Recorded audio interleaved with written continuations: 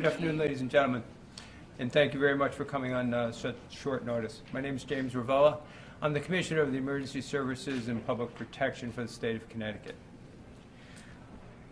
After I explain some of the things we've done, we'll take some questions, and then I'll introduce you to Commissioner Katie Dykes from the Department of Energy and Environmental Protection, along with Paul Mounds, COO for the Governor.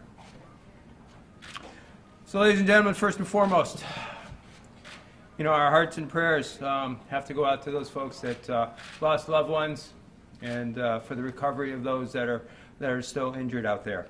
And I'm going to ask a few favors of you as we move forward, and I'll explain those a little later. So, as promised, today we release the names, the age, and the towns of residence for those injured and deceased.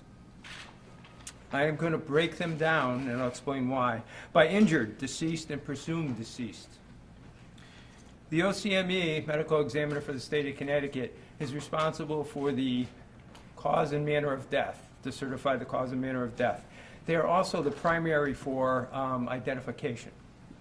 As of this date, they've made great progress, but there are two that are not positively identified. But we will mention their names today. And all but one family has been notified about the injuries or the death, all but one family. As we go through the names, I'd like to ask the media to, I'm sure you're going to go out and contact these folks and their families, show them the utmost respect and dignity, and please respect their wishes and privacy if they choose not to speak with you.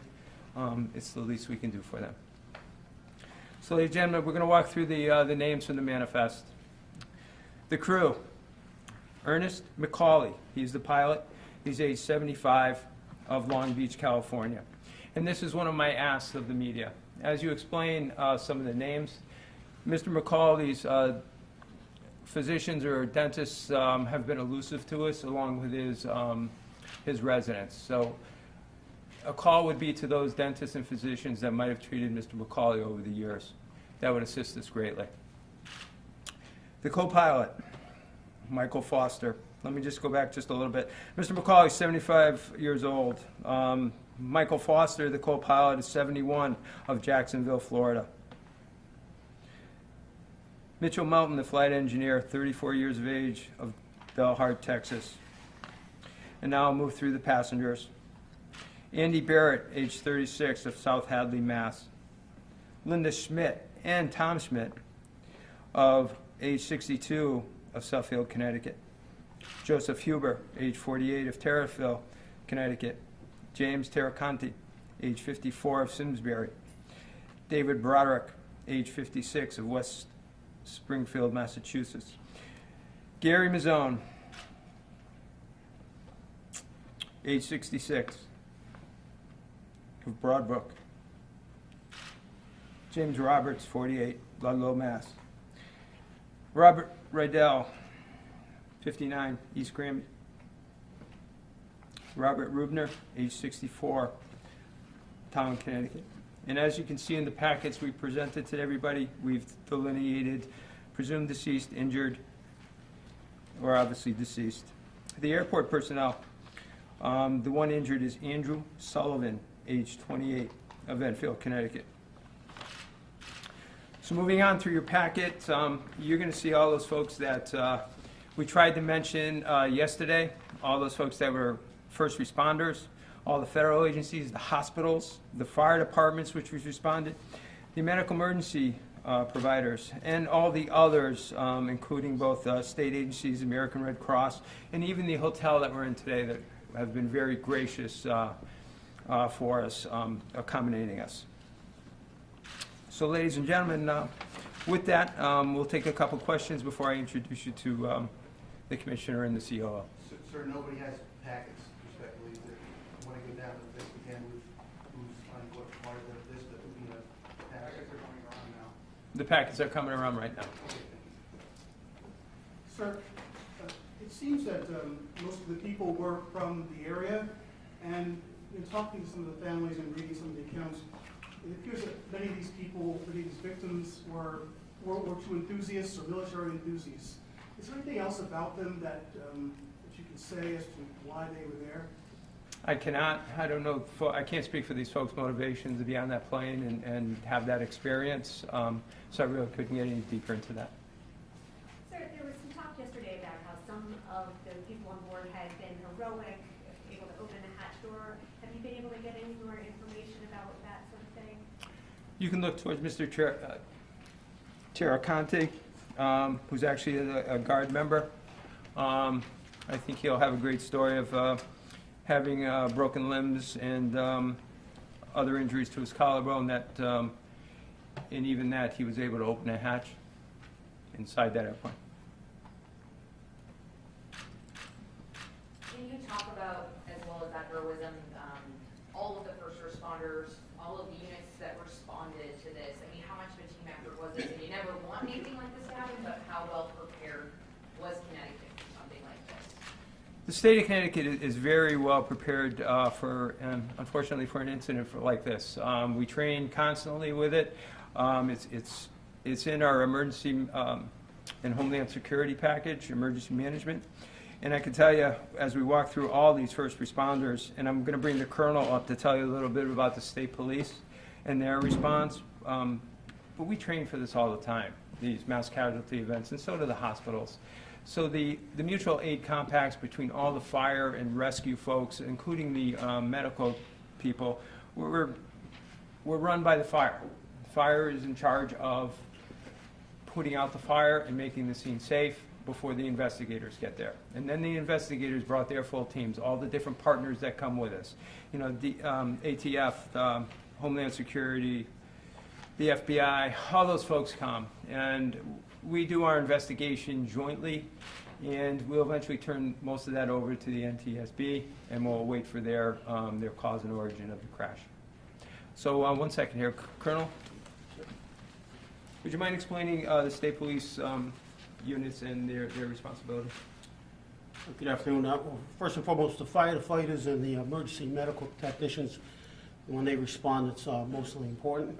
After that, our personnel respond with the federal agencies and TSA and Bradley Police, Troop H in Hartford, Troop W Bradley Field, and our Fire Investigation Unit, Central District Major Crime Squad, Emergency Services bomb technicians along with the federal partners in the FBI, Traffic Services Aviation Unit, Public Information, and our Collision Reconstruction Team come out and they perform that. We had over 70 troopers respond. Thank you, Colonel. So if there's no further questions, I'm going to turn it over to Commissioner Dykes and Mr. Mounts. Sure, that's a question. Sure, Dave. Yeah, I know it's not your investigation anymore, but, I mean, what's your take on what happened yesterday? And what happened with the plane and what it was doing here in Bradley? Just curious what your overall... Dave, a lot of different areas I can't comment on. It's obviously, everyone knows why the plane was here, for the foundation and the rides. And I can't get too far into it, David. I'm sorry.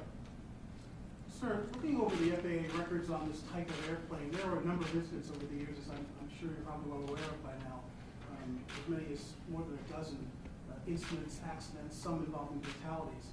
How concerned are you that this plane was at Bradley Field, at Bradley International in the first place? So the state police and I have talked this over quite a bit. We have concerns. I'm not at liberty right now to really go deep into that, but we have our concerns. Do you think it shouldn't have been there? I won't go that far right now. All right, ladies and gentlemen. Katie? Thank you, Commissioner. Again, my name is Katie Dykes. I'm the Commissioner of the Department of Energy and Environmental Protection here in Connecticut, and joined by the Governor's Chief Operating Officer, Paul Mounds, to describe a little bit of the response from our agency with respect to any contaminants released from the site. But first, I should say that in the wake of yesterday's tragic accident, the hearts and minds of many at our department involved in this response and others are with the victims their families, and our gratitude as well for the first responders on the scene who helped to keep people safe.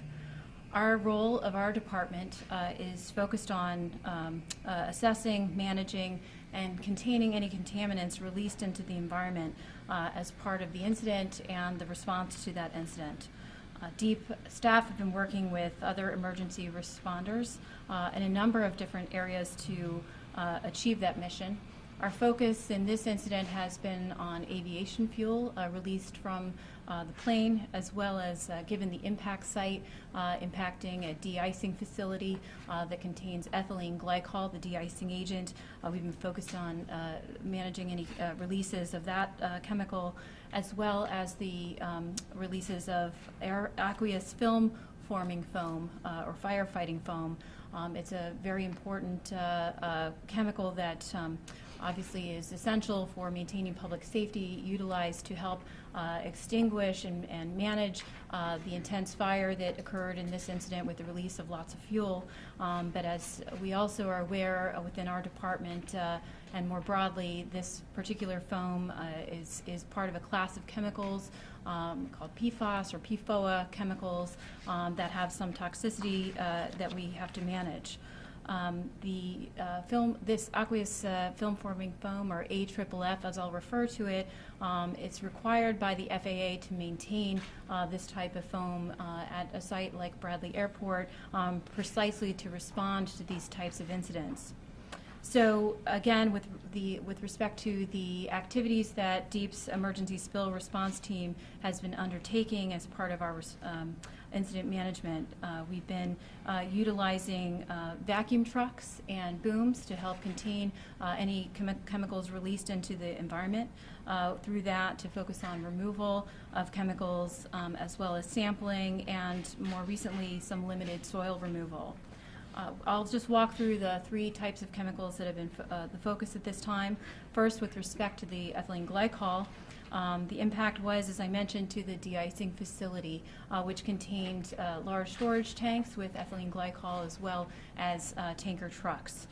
We've been doing an assessment of the damage to those the containment facilities, and also using our trucks to remove some of the material that's stored, the glycol that's stored on site. And based on the recovered volume of the glycol at this time, we believe that any release of the glycol into the environment is minimal at this time. With respect to the aviation fuel, and also to the firefighting foam, we've had vacuum trucks positioned at the impact site, removing thousands of gallons of material that were part of the extinguishment of the fire. The precise amount, and there's also some fuel that is still remaining in the tanks in the aircraft itself and the debris from the aircraft, and we are recovering and withdrawing that fuel. But we expect that much of the fuel that was in the airplane, which we do not know the precise quantity at this time, but we expect that much of it was also burned up in the fire. So I'll say that with respect to the AFFF, the firefighting foam, we understand that between 700 and 800 gallons of AFFF foam chemical were involved in the incident response. We have focused in recovering the firefighting foam from the impact site, again through the use of vacuuming. We have also very quickly, as we became involved in the response yesterday, our focus was on assessing where any material that may drain from the site would go. And so we are able to say that with the information that we have at this time, that we do not believe that there are any impacts of material draining into the sanitary sewer or the MDC system.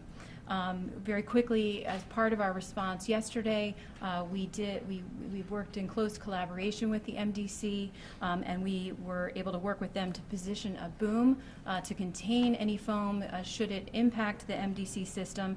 Again, we have not seen any foam in the MDC system. Based on our assessment of the scene, we do not expect any impact on the MDC system, but we are keeping that boom there as a precautionary measure and doing sampling and just as a precaution. We do expect that there are some impacts as material is moving from the site through a storm drain into Rainbow Brook, which is a small tributary of the Farmington River. And so we have positioned booms along Rainbow Brook. We have been vacuuming any foam that we're finding along the brook. We have also been doing sampling all along the brook and along the Farmington in the area where Rainbow Brook comes into it.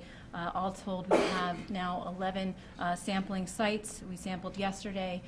We've sampled today. We have sent samples off to the lab, and we expect we will not have results until some days to come. But we are, again, using those booms along Rainbow Brook to capture any foam that we're seeing there.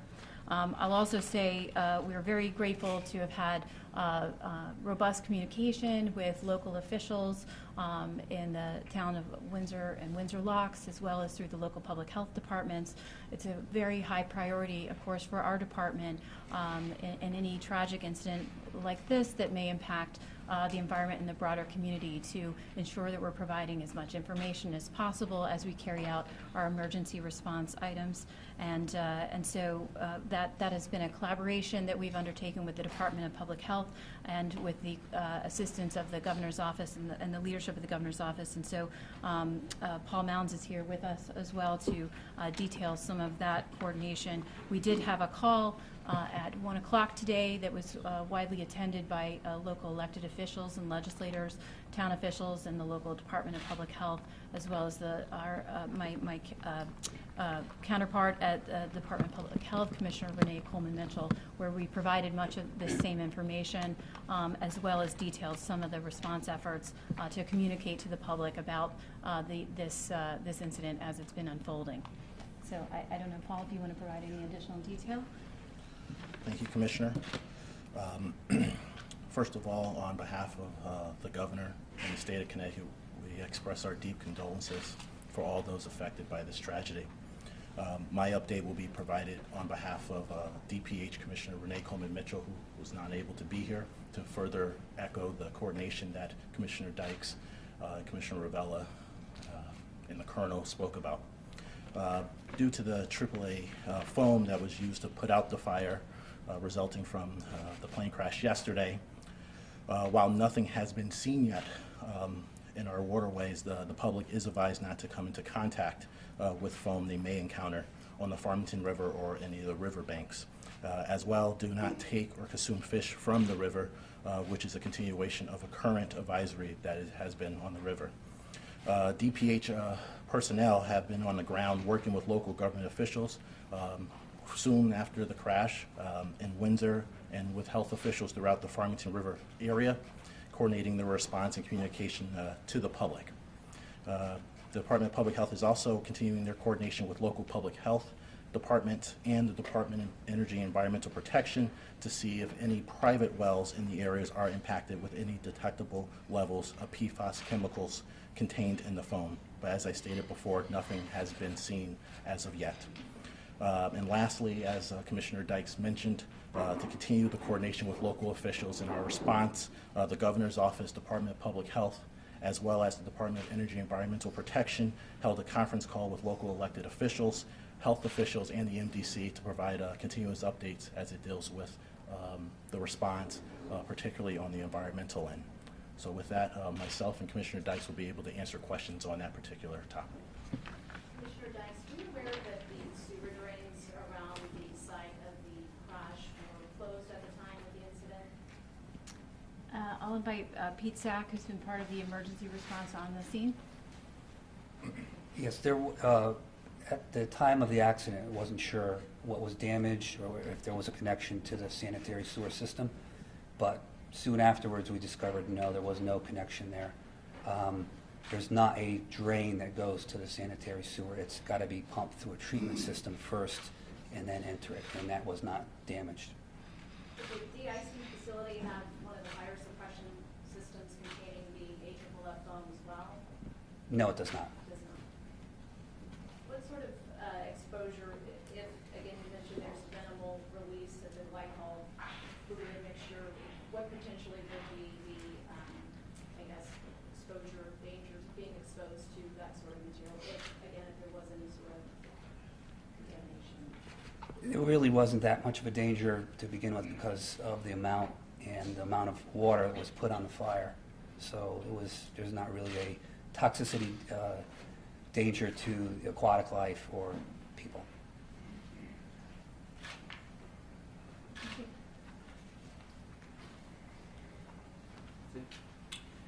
Okay, thank you everyone for coming. If you have any follow-up questions, the PIO from the Connecticut State Police will handle your inquiries.